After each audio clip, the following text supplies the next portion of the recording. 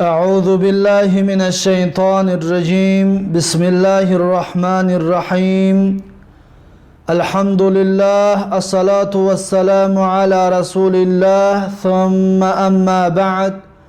السلام علیکم و رحمت الله و برکاته. برادران و خواهران گرامی و طلبگاران و خواهشمندان زبان عربی، الحمدلله که ما و شما 11 درس از کتاب العربیت بین یدیک برایتان پیشنهاد کردیم با فضل و کرم الله تبارک و تعالی. و امروز برای شما درس 12 از سلسله درس هایی که از کتاب العربیت بین یدیک آماده کرده ایستاده ایم برای شما پیشنهاد خواهیم کرد.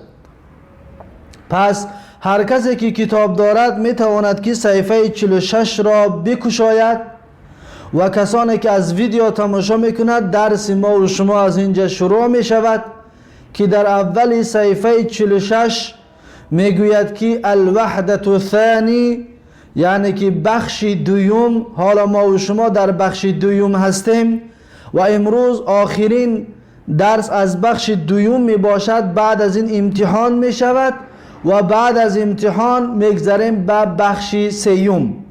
پس امروز همچنین به مثل درس های گذشته در بخش دوم ما و شما هستیم که موضوع بخش دوم الاسرة می باشد، یعنی که خانواده، خویش تبار نزدیک. الدرس 17 و درس 17 می باشد از کتاب العربیت بین یدیک. لیکن سلسله درس های ما و شما از آموزش زبان عربی این درس 12 می باشد.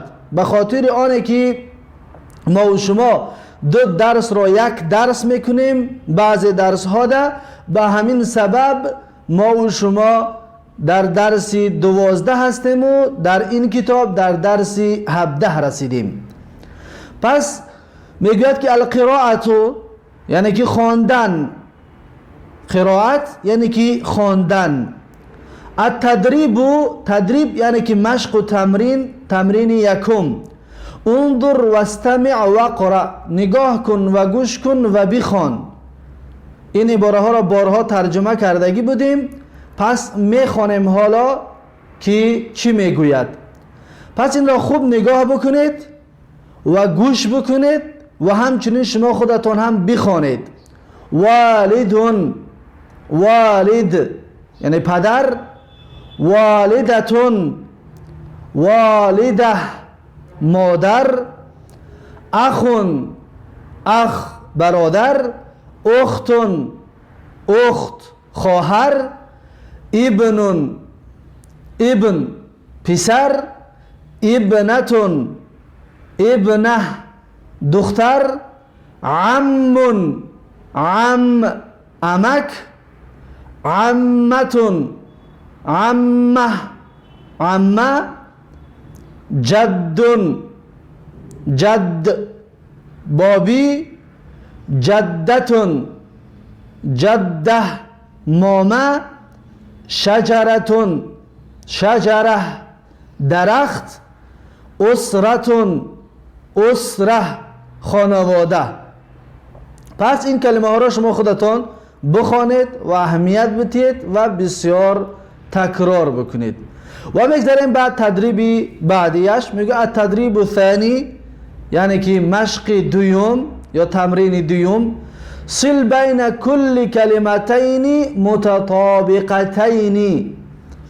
صل بچسبان بین کل کلمتین، هر یک دو کلمه. کلمتون یک کلمه، کلمتین در آخرش یا و نون که داخل شد دو کلمه. کلمتین متطابقتین، همچنین اون دو کلمه متطابقه باشد، یعنی که برابر باشد، مطابق باشد، موافق باشد. متطابقتین یعنی دو کلمه که هر دو اونها برابر هستند.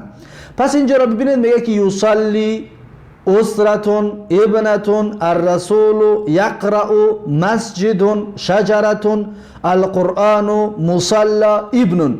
این کلمه ها را دیدید در اینجا و خواندید و در اینجا همین کلمه ها را میکوبید. که در کجا هست کلمه در اینجا خوانده اتون. پس اینجا را ببینید که در اینجا نوشته است مثلا در رقم 5 یقرأ، پس از اینجا به اینجا خطش کشید که یقرأ در اینجا هست. شما هم به مثل همین خطی کشیده یعنی همین باید خط بکشید. مثلا که یصلی و در اینجا بکوبید که یصلی در کجا است، پس اینجا یصلی، پس از این به اینجا خط بکشید.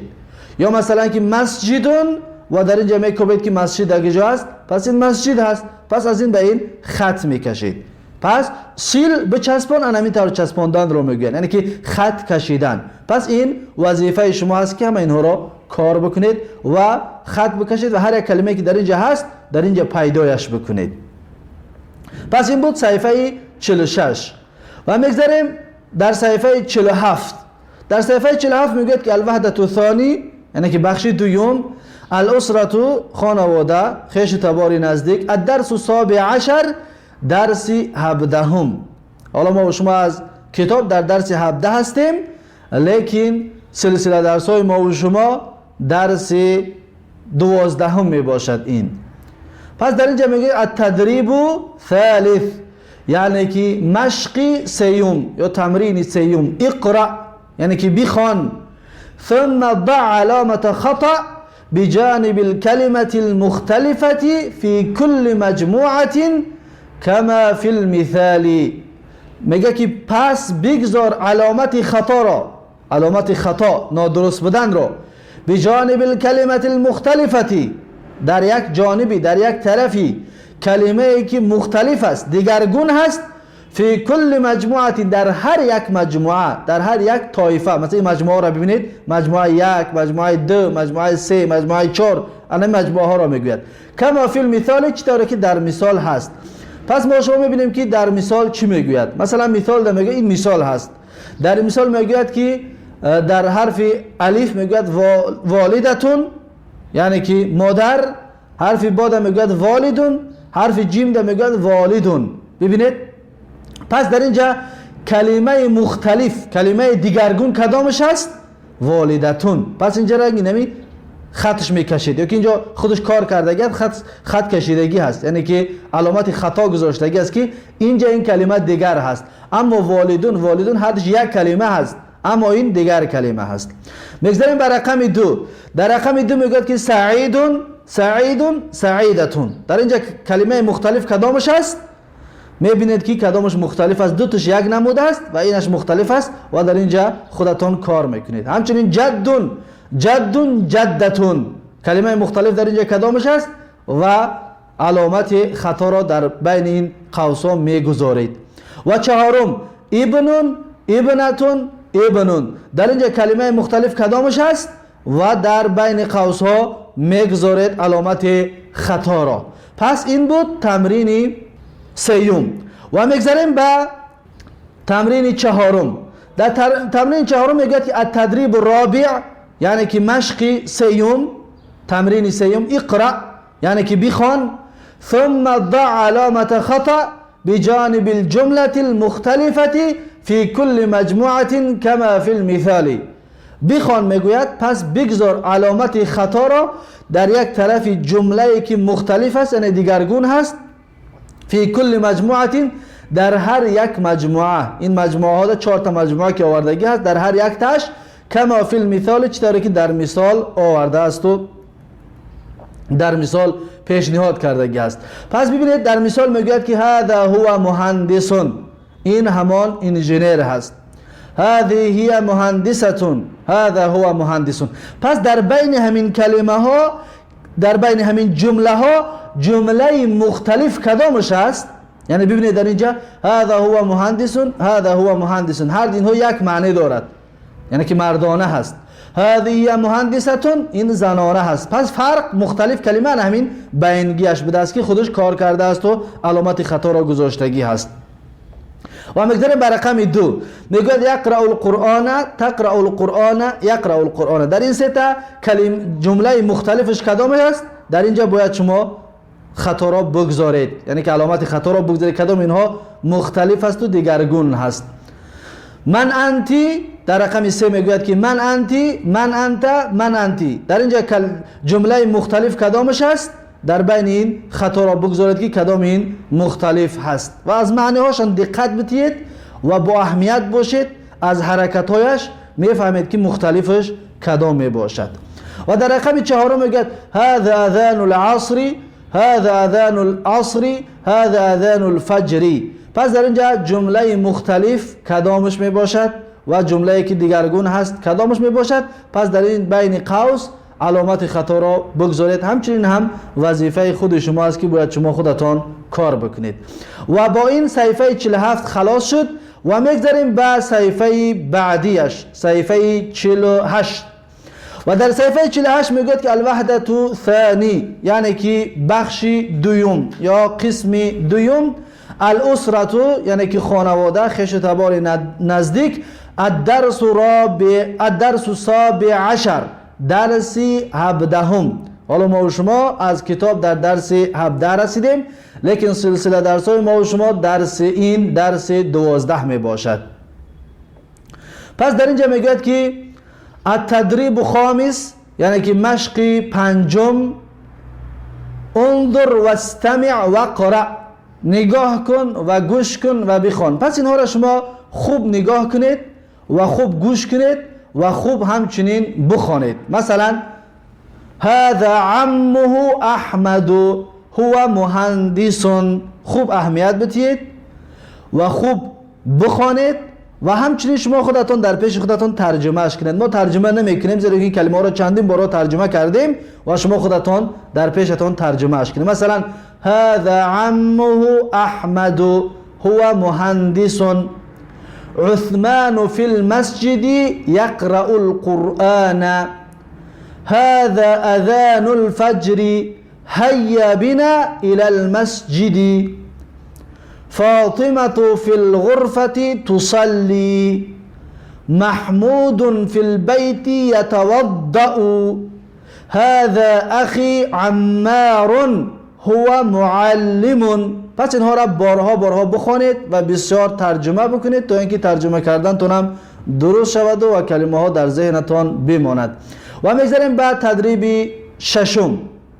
در تدریب ششم میگوید که التدریب سادس، یعنی که مشق و تمرین ششم، صل بین الجملتین متطابقتین، میگوید که بچسبان بین دو جمله که متطابقتین هست، هر دونها برابر و موافق هستند. پس اینجا را ببینید میگوید هذا جدی، در اینجا یک جمله آورد و همین هذا جدی در بین اینها هم هست. ببینید در حرف جیم ها، در حرف ها آورده است که هذا جدی، یعنی که این جدی من هست، بابای من هست. ببینید در اینجا رقم 1 در اینجا حرف ها دا آورده است. پس شما از این با این باید چیکار بکنید؟ خط بکشید، یعنی بچسبانید. سیل، بچسبان.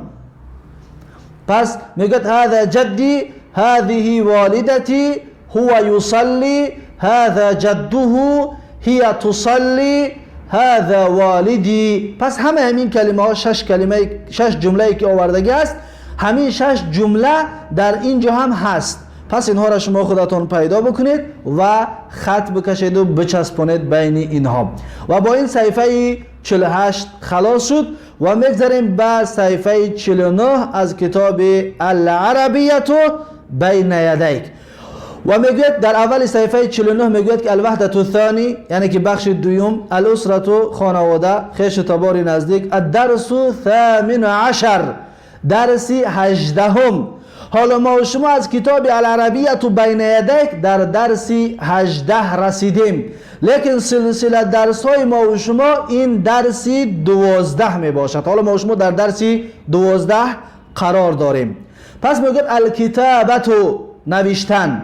موضوع پیشینه ما و شما قرائت بود، یعنی که خواندن، و حالا نوشتن هست. و نوشتن رو چقدر کسانی که نوشتن میتونن باید دقت بتین. الکتابت یعنی که نوشتن. العرض، پیشکش کردن و تقدیم کردن. و قسم یکمش حرف ب، ت، ث. و حرف ث را چقدر متوجه باشید که با نوک زبان تلفظ کرده می شود. ث. و حرف با این طریق نوشته می شود در اول کلمه. ببینید با این طریق نوشته می شود. مثلا جملهش بخیر، بی خیر، ب را ببینید چطور نوشته میشه در اول کلمه. در اینجا ب در بالا ببینید ب به تنهایی نوشتگی است، ب به تنهایی بیاید اگر همین طور می شود. لیکن در اول جمله بیاید، در اول کلمه بیاد، به این طریق می شود. ببینید بی خیر. و این در بین جمله است، در بین کلمه هست و در اینجا در بین کلمه هست. ببینید فرق از بین اول کلمه و بین کلمه دا آمدن. مثلا طبیب، طبیب این حرفی با است، طبیب. و این در آخر کلمه، در آخر کلمه به این طریق نوشته می شود. مثلا طالب، ببینید ب در آخر کلمه به این طریق نوشته می شود. و دویم حرف ت، حرف تا در اول کلمه به مثل حرف ب هست، فقط نقطه از بالاش است. فقط به مثل حرف ب هست، فقط نقطه از بالا است، دو نقطه از بالا. مثلا تصلی. و در بین کلمه به مثل همین حرف ب هست، لیکن دو نقطه از بالا هست. یتوضأ. و در آخر کلمه هم همین طور دو نقطه از بالا است و به مثل خانه حرف ب هست. انت. و سیوم حرف ث را آورد، حرف ث. حرف ث میگوید که حرف ث در اولا به مثل حرف ب هست، فقط سه نقطه از بالا هست. مثلا جملهش ثوب. و در بین کلمه با این طریق نوشته می شود، مثلا عثمان. و در آخر کلمه با این طریق نوشته می شود، مثلا کرث. پس حرف ث را خوب با دقت تلفظ بکنید. پس ببینید هر سه این حرفا را خانه هاشون یک هست، هر سه حرفا را خانه هاشون یک هست. فقط حرف ب از پایان یک نقطه دارد، حرف ت از بالا دو نقطه دارد، حرف ث از بالا سه نقطه دارد. فقط نقطه فرقیتشون در نقطه است و بس. لیکن در خانه ها در نوشتن به یک طریق نوشته می شود خانه هایشان. پس میگذاریم به تدریب بعدیش. در تدریب بعدی میگوید که التدریب اول، تدریب یکم، مشق یکم، مر بقلمک علی الحرف، یعنی گذر کن، بگذر با قلمت، با بقلمک یعنی که با قلم تو، با قلمت علی الحرف با بر بالای حرف. مثلا این حرفا را خودتون باید بنویسید چطوری که در قسم یکم گفته بودیم، همونطور شما خودتون نوشته اش کنید. التدریب الثانی، مشق دوم، تمرین دوم، میگوید این نسخه کن، یعنی کاپی بکن. مثلا در حرف با نوشتگی هست، در اینجا شما حرف با را بنویسید. در اینجا حرف تا هست، در این خانه حرف تا را بنویسید. در اینجا حرف ثا هست و در اینجا حرف ثا را بنویسید. یعنی کاپی بکنید، یعنی که در نسخه بکنید، به مثل همین ها بنویسید شما خودتان. و میگذاریم بعد تدریب سیوم. در تدریب سیوم میگوید که تدریب ثالث، یعنی که مشق و تمرین سیوم، مر بقلمک علی الکلمتی، گذر کن با قلمت بر بالای کلمه. مثلا اینجا کلمه هست و این کلمه را با بالاش مثلا شما خودتون از بالای همین نوشته بکنید. کسانی که نوشته نمیتوند نوشته بکند، آسته‌آسته همه اینا را بنویسد تا به آخر هر یک کدامش را. التدریب رابع، مشق و تمرین چهارم، میگه این یعنی نسخه کن، کاپی بکن. پس در اینجا طبیب نوشتگی است، شما در اینجا طبیب بنویسید. و در اینجا هم طبیب. طالبون در اینجا هم شما طالب بنویسید. انت در اینجا انت بنویسید. ثوبون در اینجا شما ثوبون بنویسید تا اینکه نوشتنتون درست بشود. و با این صفحه 49 به آخر رسید و میگذاریم به صفحه 50 از کتاب العربیة بین یدیک. و در صفحه 50 در اول صفحه میگوید که الوحدة الثانی، یعنی که بخش دوم، الاسرة خانواده، خیشتابان نزدیک، الدرس 18، درس 18. حالا ما شما از کتاب العربیة بین یدیک در درس 18 رسیدیم، لیکن سلسله درس‌های ما شما این درس 12 می باشد. پس میگوید التدریب خامس، یعنی که مشق و تمرین پنجم، لاحظ و اعد علی النقاط. لاحظ یعنی که اهمیت بده، دقت بده، و اعد علی النقاط و تکرار کن بر بالای نقطه ها. یعنی که نقطه ها را که دیدید در بالای اینها میگه تکرار کنید شما خودتون، یعنی که همینطور بنویسید و بالای همین خط بکشید و نقطه بمونه، همینطور همه اینا را شما خودتون کار بکنید. این برای کسانی است که زبان عربی را نوشته نمیتوانند. و در تدریب بعدینش میگه التدریب السادس، یعنی که مشق ششم، تمرین ششم، صل بین الحرفین المتطابقتین، بچسبان بین دو حرفی که موافق هستند، یک خیل هستند. حرفین دو حرف، یا اون نون در آخرش آمد دو حرف. متطابقتین یک خیل هستن، هر دوی همون دو حرف یا اون نون در آخرش دارد، دو تایی که با یکدیگر مانند هست. مثلا در قسم یکم ب، ث، ت حرف را، پس در رقم دو را، ب، ث، ت، پس همین را میچسبونیم. مثلا اینجا حرف را هست و اینجا حرف ر و از اینجا به اینجا خط میکشید و همین طور باقی مانده شما خودتان کار میکنید. یا مثلا در خانه دیوم در حرف رقم یک میگه که الف همزه، الف یا همزه، ب، ت، ه، با همچنین در اینجا ت، دل، همزه یا که الف و ب در رقم دو. پس ببینید این را هم همچنین به مثل همین شما خودتان کار میکنید. مثلا اینجا حرف دال هست و اینجا حرف دال هست، از این به این خط میکشید، باقی ماندهش شما خودتان میابید و خط میکشید. این وظیفه شما و بالخصوص کسانی که حرف عربی را خوب نمیشناسند وظیفه اشان هست. و میگذاریم بعد تدریبی بعدیش، میگه التدریب السابع، یعنی که تمرین هفتم، مشق هفتم. میگه اکتب الحرف الناقص فی کل کلمه، بنویس حرف کمبودی را، حرف ناقص را، فی کل کلمه در هر یک کلمه. اینجا را ببینید کلمه آوردگی یتوضأ و در اینجا اولش ناقص است، پس ببینید در اینجا گفتگی است که توضأ و در اینجا ناقص است وضأ، مثلا یک حرفش نیست. همینجا کدام حرف نیست؟ حرف ت، پس حرف ت را در اینجا شما خودتان نوشته اش بکنید. ثلاثه در اینجا حرف ث ناقص است، شما خودتان بنویسید. سبعه در اینجا یک حرف در این بین ناقص است، حرف ب، شما خودتان نوشته اش کنید. هیا بینا، هیا بینا در اینجا حرف ب ناقص است. تسعه در اینجا هم همچنین ناقص است. این ناقص را، کمبودی را شما خودتان پر بکنید و کامل و پرش بکنید. این وظیفه خود شما می باشد. پس میگه در تدریب بعدش که التدریب ثامن، یعنی که مشق و تمرین هشتم. اکتب فی الدائره الحرف الذي تنتهي به الكلمات، میگوید که بنویس در دایره، دایره این خانچه هایی که گرد کشیدگی هست، دوره کشیدگی هست، همین رو میگه در دایره حرف الذی، حرف را که تنتهی به الکلمات، به آخر میرسد با همان حرف کلمه ها. پس در اینجا قسم یکم رو ببینید، رقم یک میگه اختون، انت، انتی، بیتون. آخر هر یک اینها را نگاه کنید حرف چی است؟ حرف ت. پس در بین این شما حرف ت را بنویسید، در این دایره حرف ت را نوشته بکنید. مثلا در رقم دو میگه طالب، طبیب، اب، زینب و همه اینها به حرف چی تمام شد؟ به حرف ب. پس در اینجا حرف با را نوشته بکنید. در رقم سه میگوید که والد، مسجد، جد، اولاد. در اینجا به حرف چی خلاص شد؟ به حرف دال. هر آخری همه این کلمه حرف دال دارد و در اینجا حرف دال را شما خودتان نوشته بکنید. و رقم چهار میگوید که ثالث، کراث، ثلاث، حادث. پس همه این حرفا با چی کلمه با چی تمام شد؟ با حرف ث.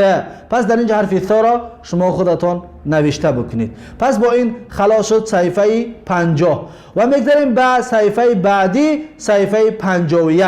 در اول صفحه 51 میگوید که الوحدة الثانی، یعنی که بخش دوم، الاسرة خانواده یا خویش و تبار نزدیک، الدرس 18 یعنی که درس 18 از کتاب العربیه بین یدیک. ما و شما در درس 18 رسیدیم، لیکن سلسله درس های ما و شما این درس 12 می باشد. پس میگوید العرض یعنی پیشنهاد کردن یا تقدیم کردن. حرف ب قسم دوم، قسم یکمش رو خلاص کردیم، در قسم دومش رسیدیم. حرف ب میگوید که حرف تا و حرف ظ و حرف الف، این حرفا هم همچنین برای تلفظش بسیار متوجه باشید. رنگ ت تلفظش نکنید، بلکه تا و حرف ظ یعنی ز نگویید، ظ و این حرف الف. پس حرف تا میگوید که تا در اول به این طریق نوشته می شود. اولا تا به تنهایی این طور نوشته می شود و در اول کلمه به این طور نوشته می شود. مثلا ببینید که طالب و در بین کلمه در وسط بیاد به این طریق نوشته می شود. مثلا فاطمه و در آخر بیاد به این طریق نوشته می شود. ببینید که خیطون یعنی که رشته معنایش رشته. و حرف ضا، و حرف ضا به این طریق نوشته میشه، به مثل حرف تا نوشته میشود لیکن فقط در بالاش نقطه دارد و حرف ضا گفته میشود ضا. مثلا ظفرون، ظفرون یعنی که ناخون، ناخونی که در دست هست در چلیکا همین را عربا ظفر میگن. ظفرون معنایش ناخون. همچنین کلمات جدید رو یادداشت بکنید و حفظ بکنید. ظفرون. و حرف ضا در بین، مثلا نظارتون، نظارتون. و حرف ضا در آخر، مثلا حافظون، حافظون. حافظون حافظ یعنی که انسانی که حفظ کردگی است و انسانی که محافظه کار هست و انسانی که بسیار مثلا حافظ القرآن، مثلا قرآن را حفظ کردگی است، به همین معنا هست حافظ. و حرف الف، حرف الف در اول کلمه نمی آید. حرف الف در اول کلمه نمی آید. در اول کلمه حرف همزه می آید، برام خود در اول کلمه نیست. حرف الف در اول کلمه نمی آید. حرف الف در بین کلمه می آید و در آخر کلمه می آید. در بین کلمه بیاد به این طریق نوشته می شود، مثلا مساء، مساء معنایش بیگایی، بیگانی. مساء معنایش بیگانی، به این طریق الف نوشته می شود. و در آخر بیاید همچنین به مثل در بین نوشته می شود. سوریه، سوریه، سوریه دولت سوریه، دولت شام. پس این بود عرض قسم دو. و میگذاریم بعد تدریبش. میگه التدریب الاول یعنی که تمرین یکم، مر بقلمک علی الحرف، یعنی گذر کن با قلمت بر بالای حرف. پس این حرف را ببینید، حرف تا، حرف ضا، حرف الف بر بالای اینها شما بکشید و در بالاش خیلی کس همونطور خط بکشید تا اینکه نوشتنتون درست شود. کسانی که نوشتن نمیتونند، کسانی نوشتن میتونند، احتیاج به اینها ندارد. التدریب الثانی، این سخت. تدریب دوم میگوید که نسخه کن، کاپیا بکن. مثلا حرف تا، حرف ضا، حرف الف، اینها را در این خانچه ها نوشته بکنید. خیلی که اینجا حرف تا است، الان میتونید نوشته بکنید برای دستان راست شدن. و میگذاریم بعد تدریب بعدیش. در تدریب بعدی میگوید که التدریب الثالث یعنی که تدریب سیوم، مر بقلمک علی الکلمه، یعنی گذر کن با قلمت بر بالای این کلمه ها. مثلا اینجا فاطمه نوشته است، با بالای همین خط شما بکشید، خیلی که همین نوشته است همینطور بالاش بنویسید. خیطون، ظفرون، نظارتون، اینا را شما خودتون نوشته بکنید و برای دستان راست شدن. مثلا التدریب الرابع، این سخت میگوید. تدریب چهارم، تمرین چهار میگوید که کاپیا بکن. مثلا در اینجا فاطمه نوشته است، پس شما خودتون در اینجا نوشته بکنید فاطمه، 3 بار فاطمه را بنویسید. خیطون، در اینجا خیط را بنویسید.